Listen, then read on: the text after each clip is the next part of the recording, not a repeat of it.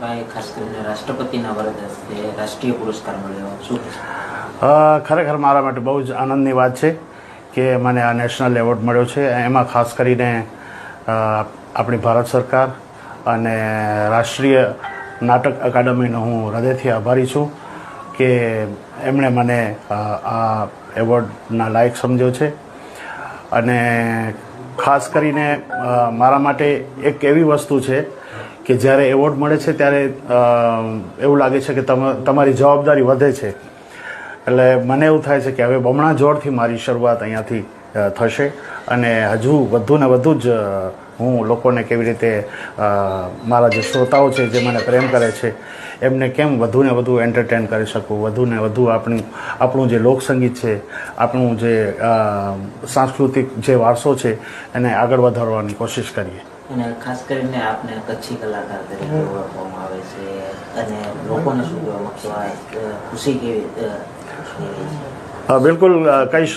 મારા માટે મારા જે શ્રોતાઓ છે એ મારા માથાના મુકટ સમાન છે.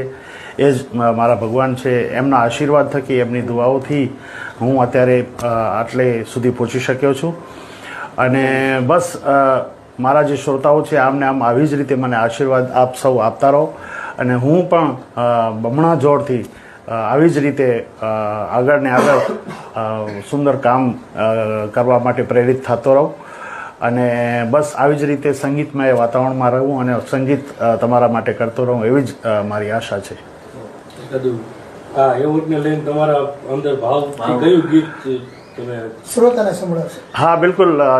અત્યારે તો મારા મનમાં એક જ મારું ગીત જે બહુ જ ફેમસ છે અને આમ તો ગુજરાત આખા માટે ગૌરવની વાત છે અને કચ્છના કલાકાર તરીકે, ગુજરાતના કલાકાર તરીકે મને જ્યારે આ સન્માન મળ્યું છે ત્યારે મેં જે ગાયેલું ગીત મને યાદ આવે છે. એની એક બે લાઈન તમને સંભળાવી દઉં કે મારું મન કેવી રીતે મોર બનીને થનગાટ કરે છે. ઘનઘોર જ્યારે ચૌવર મારું મન મોર બની થનગાટ કરે, મન મોર બની થનગાટ કરે, મન મોર બની થનગાટ કરે. એ મારું મન મોર બની થનગાટ કરે, મન મોર બની થનગાટ કરે, મોર બની થનગાટ કરે, મન મોર બની થનગાટ કરે.